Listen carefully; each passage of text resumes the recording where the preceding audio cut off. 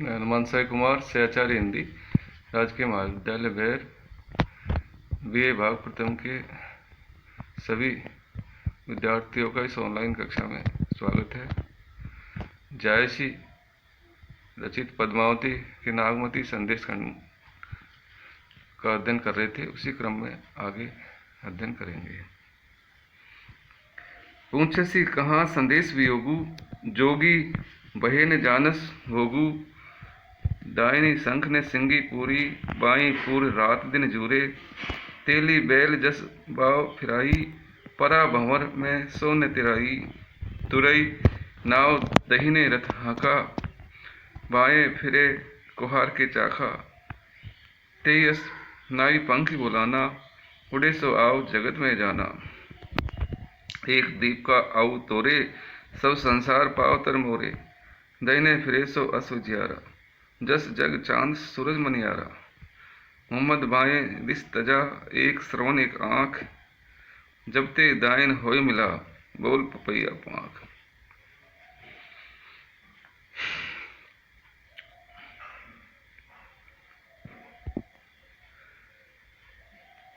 प्रसंग है इसका, जब राजा रतन सेन ने उस पक्षी के बारे में पूछा कि तुम्हारे अंदर ये विरह अग्नि कहाँ से लगी, तुम तो उसने उस पक्षी ने राजा रतन सेन को इस तरह उत्तर दिया और कहा कि हे राजा, सुन चित्तुर राजा मन गुना नहीं। ऊंचे से कहा संदेश वियोगु, हे वियोगी, हे राजा, हे वियोगी, तू संदेश कहाँ संदेश, पूछे से कहाँ संदेश वियोगु, हे वियोगी, तू संदेश क्या पूछ रहा है। जोगी बहे ने जानस भोगु, तू तो राजमहल को छोड़कर योगी बन गया है। तुझे भोग से क्या लेना देना, गृहस्थी से क्या लेना देना, उस नागमती से क्या लेना देना। दाहिने शंख ने सिंगी पूरे। जो लोग दक्षिणपंथी हो जाते हैं, या दक्षिणपंथी मार्ग पर चलने वाले, दाहिने का अर्थ दक्षिणपंथी जो कहते हैं सांसारिक व्यक्ति। दाहिने शंख ने सिंगी पूरे। जो व्यक्ति दक्षिण मार्गी होते हैं वे न तो शंख बजाते और न सिंगी बाजा कोई बजाते। बाएं पूरे रात दिन जूरे। लेकिन जो वाम मार्गी होते, माया यानी वाम मार्गी, बाएं पूरे रात दिन जूरे। और जो वाम मार्गी लोग होते हैं, जो वाम मार्गी साधना को अपनाते हैं, शाक्त आदि जो लोग होते हैं, जो शिव के जो शक्तियों के उपासक होते हैं, वे पूरे रात दिन जोरे, वो रात दिन अपने शरीर को जोरे यानी छीण करते रहते हैं, उसको शिथिल कर देते हैं, एकदम उसको निर्बल बना देते हैं। क्योंकि उनका उद्देश्य ये होता है कि शरीर को छीण किया जाए। जैसे जैनी होते हैं, जैनी धीरे धीरे केस लुंठित कर लेते हैं, केसों को पाड़ लेते हैं। खाना वो एक समय खाते हैं, फिर धीरे धीरे वो फलों पे रह जाते हैं और बाद में जाकर वो केवल पानी पीते हैं, फिर अंत में वो पवन का ही भक्षण करते हैं और इस तरह अपने शरीर को त्याग देते हैं। इसमें ये बताया जो वाम मार्गी शाक्तादि होते हैं वो धीरे धीरे अपने शरीर को छीण कर देते हैं, क्योंकि उनको सांसारिक भोगों से कोई लेना देना नहीं है। उसी तरह तेली बैल जस बाव फिराई। तेली का बैल वो बाई दिशा में फिरता है। तेली होता है, उसका बैल में क्या हो, उसकी आंखें बांधी जाती है और बाई तरफ फिरता है। वामार्गी होता है ना, परा भंवर में सोने तिराही। वो एक ऐसी भंवर में पड़ जाता है। भंवर पानी में एक जगह जहाँ पानी घूमता है, चारों तरफ पानी घूमता रहता है, उसमें जो कोई वस्तु गिर जाती है तो उसको वो घूमती रहती है, निकलती नहीं। ऐसे तेली का बैल हमेशा बाईं तरफ ही घूमता रहता है और ऐसी भंवर में पड़ जाता है जो उससे निकल नहीं सकता। तिराही यानी उसका उद्धार नहीं हो सकता, उससे निकल नहीं सकता। तो वाममार्गी होते हैं, वो तेली के बैल की तरह बाईं ओर ही चलते रहते हैं, उससे निकलते ही नहीं, न उनका उद्धार हो पाता। वो चाहते थे कि हमें मोक्ष मिल जाए, लेकिन उनको मिलती ही नहीं है। दृष्टांत अलंकार इसमें, तुरई नाव दाहिने रथा का। तोड़े यानी घोड़ा, नाव और रथ ये दाईं तरफ से आके जाते हैं, चलाए जाते हैं, ये दक्षिण मार्गी होते हैं। बाएं फिरे कुम्हार का चाका, और कुम्हार यानी कुम्हार, चाका यानी चक्र, उसका जो चाक होता है कुम्हार का वो बाईं तरफ फिरता है। ते यस नाई पंख बुलाना, बताया है कि कुछ चीजें ऐसी होती है संसार में जो दाहिनी मार्ग का अनुसरण करती है, कुछ बाईं मार्ग का अनुसरण करती है। लेकिन दाहिना मार्ग दक्षिण पंथी जो होता है वो ज्यादा अच्छा होता है संसार के लिए। ते यस नाई पंखी बुलाना, हे राजा मैं तेरी तरह भ्रमित नहीं हूं, बुलाना यानी बोला हुआ नहीं हूं, मुझे बहुत ज्ञान है। उड़े सो आओ जगत में जाना, और मैं उड़कर पूरे संसार में घूमा हूं, संसार को मैंने जाना है, अर्थात मैं उड़ता हुआ पूरे संसार में घूमता रहता हूं। एक दीप का आए तोरे, ये मत समझना मैं कि तेरे एक दीप में आ गया, वो चित्तौड़गढ़ में नहीं आया या सिंगलगढ़ में नहीं आया। एक दीप का आओ तोरे, मैं केवल एक तेरे दीप में नहीं घुमा हूं, सब संसार पाओ तर मोरे, पूरा संसार मेरे पैरों के नीचे है, अर्थात मैंने पूरे संसार को नाप लिया है, मैंने सभी को देख लिया है, सभी साधनाओं को अच्छी तरह देख लिया है, ये भी अर्थ है इसका। दाहिने फिरे सो अस्विजियारा, जो व्यक्ति दाहिने मार्ग का, दक्षिणपंथी मार्ग का अनुसरण करते हैं वही संसार में प्रकाश फैलाते हैं। जस जग चांद सूरज मनियारा, जैसे जैसे नहीं समान, दाहिने व्यक्ति संसार में उसी तरह अपना प्रकाश फैलाते हैं, अपना यश फैलाते हैं, जिस प्रकार चांद और सूर्य संसार में चमक फैलाते हैं, उजाला फैलाते हैं। वैसे ही जो दक्षिणपंथी होते हैं, दक्षिण मार्ग का अनुसरण करते हैं, वे संसार में प्रकाश फैलाते हैं, अर्थात लोगों की भलाई करते हैं। मोहम्मद बाएं दिस तजा, एक श्रवण एक आंख, जबते दायन होए मिला बोल पपैया पाक। अंत में इस दोहे में जायसी अपने जीवन के बारे में बताते हैं कि मोहम्मद का अर्थ है मैं मलिक मोहम्मद जायसी हूँ, और मैंने बाईं दिशा को त्याग दिया है, मैंने अपने शरीर की जो बाईं दिशा है उसको त्याग दिया है। एक श्रवण एक आँख, मेरी एक आँख और एक मेरा जो कान है वो उसमें विकार हो गए हैं, अर्थात वो ज्ञान शून्य हो गए। जब ते दाहिने हुए मिला, जब से मैंने इस दाहिने मार्ग का अनुकरण किया है तभी मुझे प्रिय मिला है, परमात्मा मिला है। बोल पपैया पाँख, जैसे पपैया नामक पक्षी पी पी बोलता रहता है, वैसे ही मैं भी प्रिय प्रिय जपता रहता हूँ, उस परमात्मा को याद करता रहता हूँ। और दक्षिण मार्ग होकर मैंने उस बाईं दिशा को त्याग दिया है, ये कहा वह मार्ग को त्याग दिया है। इसमें समासोक्ति अलंकार है, इसमें लौकिक वर्णन करते करते कवि अलौकिक वर्णन करता है। दूसरा, इसमें इस दोहे में जायसी ने अपने व्यक्तित्व के बारे में बताया है कि मेरी एक आँख और मेरा एक कान वो विकृत हो चुके थे, अर्थात आँखों से दिखाई नहीं देता, कान से सुनता नहीं था। तो यहाँ पर जायसी ने इस दोहे में अपने व्यक्तित्व पे प्रकाश डाला है और बताया है कि उनका एक आँख और एक कान काम नहीं कर रहा था। दूसरा, इसमें जो तरह तरह की साधना चल रही थी उस समय जायसी के समय, तो जो शाक्त थे, शाक्त धर्मावलंबी थे, वे उनकी जो साधना पद्धति थी उसमें अपने शरीर को छीण करते थे, वो एक तरह से अच्छी नहीं थी, इसलिए उसका विरोध किया गया है।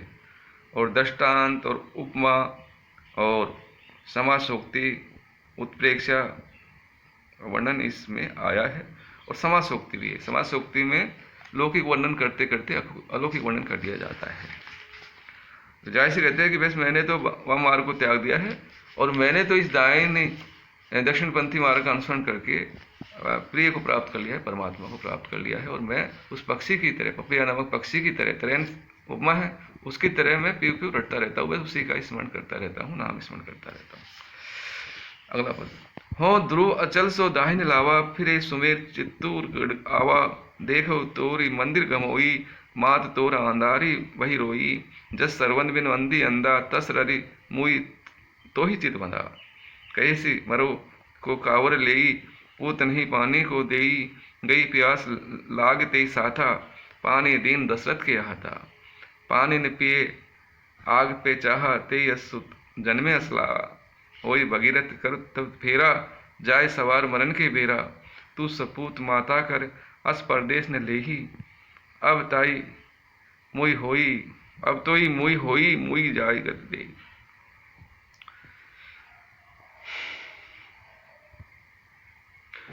पक्षी आगे राजा रतन सेन को उससे कह रहा है और समझा रहा है, और ये कहता है कि तेरी माता की जो स्थिति बनी है वो भी देखने लायक है, इसलिए तुझे शीघ्र ही चित्तौड़गढ़ आना चाहिए, चलना चाहिए। हो ध्रुव अचल सो दाहिने लावा। पक्षी कहता है पक्षी रतन सेन की माता के दुख का वर्णन करता हुआ कहता है कि हे राजा, हो मैं ध्रुव अचल सो दाहिने लावा, मैं वो ध्रुव तारे की तरह अटल होकर मैंने दाहिने लावा दक्षिण पंथ का अनुकरण किया है, दक्षिण पंथ पर चला। फिर सुमेर चित्तौड़गढ़ आवा, और वहां चला हूं, और वहां से लौट कर मैं सुमेर रूपी चित्तौड़गढ़ पर चला गया, चित्तौड़गढ़ पहुंच गया, वो आ गया हूं, मैं चला गया था। देखो तोर मंदिर गमोई, हे राजा मैं तेरे नगर चित्तौड़गढ़ चला गया था, देखो तोर मंदिर गमोई, और वहां जाकर मैंने तेरे उस राजमहल को देखा जहां पर गमोई सत्यानाशी नामक एक पौधे उगाए थे, अर्थात तेरा राजमहल उजाड़ हो गया था। सत्यानाशी एक पौधा होता है, वो वहीं पर उगता है जहां पर एकदम उजाड़ हो जाए, जहां पर कोई नहीं रहता हो। ऐसे महल या ऐसे मकान जो लोग जहां पर लोग छोड़ के चले जाते हैं, तो सत्यानाशी नामक जो पौधा है उगाता है, वो एक तरह से उजाड़ का प्रतीक है।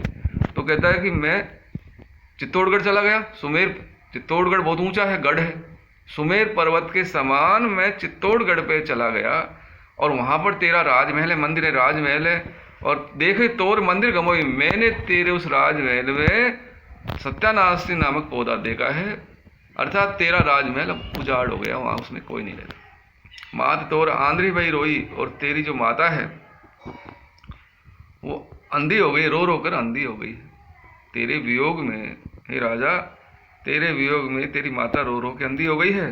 जस श्रवण बिना अंधा, जैसे अर्थात समान, श्रवण के समान, जस श्रवण बिना अंधा, जैसे श्रवण के बिना उसके माता पिता अंधे हो गए थे, रो रो कर अंधे हो गए थे। तस ररी, और अंधे होने पर उन्होंने राजा दशरथ से पानी नहीं पिया। तो जिस प्रकार श्रवण के मरने पर उसके माता रो रो कर अंधे हो गए थे, प्राण त्याग दिए थे, तस ररी मुई तो ही चित बंधा, वैसे तेरी माता भी तुझे हृदय में याद करके, चित बंधा यानी चित यानी हृदय, चित्त में बांध कर यानी हृदय में याद करके तेरी माता भी ररी मुई वो रो रो कर मर रही है। ररी यानी रोकर, तस यानी जैसे, जैसे ररी मुई तो ही चित बंधा, वैसे ही तेरी माता भी रो रो कर मर रही है या मर जाएगी, जैसे श्रवण के माता पिता रो रो के मर गए थे। कहीं सी मरो को कावड़ ली, और रो रो कर ये कह रही थी, वो कहीं सी कह रही थी कि अब मैं मर जाऊंगी, को कांवरी लई, अब मेरी कांवड़ कौन लेगा, अर्थात मुझे सहारा कौन देगा। पूत नहीं पानी को देही, बिना पुत्र के मुझे पानी कौन देगा, मेरा श्राद्ध कौन करेगा, मेरा तर्पण कौन करेगा। गई प्यास लागी ते ही साथा, वो कह रही थी गई प्यास तो लाग तो ही साथा, हे पुत्र जब तू चित्तौड़गढ़ छोड़कर सिंगलदीप गया था तभी गई प्यास, मेरी प्यास तो उसी दिन चले गई जब तू घर छोड़कर चला गया था, महल को छोड़कर सिंगलदीप चला था। पानी दीन दशरथ के हाथा, और पानी दीन दशरथ के हाथा, और जिस प्रकार श्रवण के माता पिता श्रवण की याद में रो रो के अंधे हो गए थे, और जब राजा दशरथ ने बताया कि मेरे बाण से वो मारा गया, तो राजा दशरथ ने आकर वो पानी जो गड़ा था पानी का जब लाके उनको दिया कि पानी पियो, पानी दीन दशरथ के आता, जब दशरथ ने अपने हाथों से पानी दिया तो उन्होंने पानी पीना स्वीकार नहीं किया, पानी ने पिए, आग पे चाहा, उन्होंने पानी नहीं पिया और आग में जलना स्वीकार किया, अर्थात रो रो कर अपने प्राण त्याग दिए और आग में जल गए। जाई सवा तो ही अश्रुत जन्मे असलासा, ऐसे तेरे जैसे पुत्र को जन्म देकर ऐसा ही माता ने लाभ प्राप्त किया है। ऐसी वो दुखी हो गई, तो ही अश्रुत तेरे समान पुत्र का जो जन्म देकर असला ऐसा लाभ कमाया तेरी माता। लाभ है नहीं, लाभ इस तरह का लाभ कमाया है, अर्थात तुझे जन्म देकर वो दुखी हो गई। होई भागीरथ कर तब फेरा, इसलिए हे रतन सेन उसने कहा है, होई भागीरथ कर तब फेरा, उसने कहा कि हे पुत्र तू भागीरथ बनकर वापस आना। जाए सवार मरण के बेरा, और मरते समय, बेरा यानी समय, मरण के बेरा मरते समय जाए सवार उसको संभालना। मेरी माता ने कहा कि उससे कहना कि तू हे पुत्र भागीरथ बन के आना और आकर मरते समय मुझे संभालना, मुझे पानी देना या मेरा तर्पण करना। तो इसमें वो भागीरथ की कथा भी आई है। ये रघुवंशी एक राजा थे, राजा सगर, जिसके 60,000 पुत्र थे। लेकिन कपिल ऋषि एक कोई वो था, राजा था, मुझे ठीक से ध्यान नहीं आ रहा, लेकिन वो क्या है 60,000 उसके पुत्र थे और कपिल मुनि ने उसको साप दे दिया था और उसके 60,000 पुत्र उस साप के कारण भस्म हो गए। वो यज्ञ का घोड़ा था, उसके कपिल मुनि के आश्रम में बांध दिया था। जब सगर के पुत्र वहाँ गए तो उस ऋषि से कहा कि भाई तुमने हमारे घोड़े को क्यों बांध दिया। तो ऋषि को तो पता ही नहीं था, क्योंकि इंद्र ने छल से वो घोड़ा वहाँ बांध दिया था।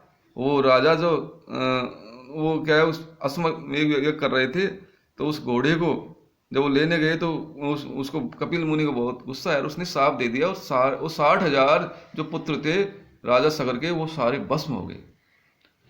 अब वो मर गए, अब उनका तर्पण कौन करे, उनका उद्धार तभी तो होगा तर्पण करेंगे।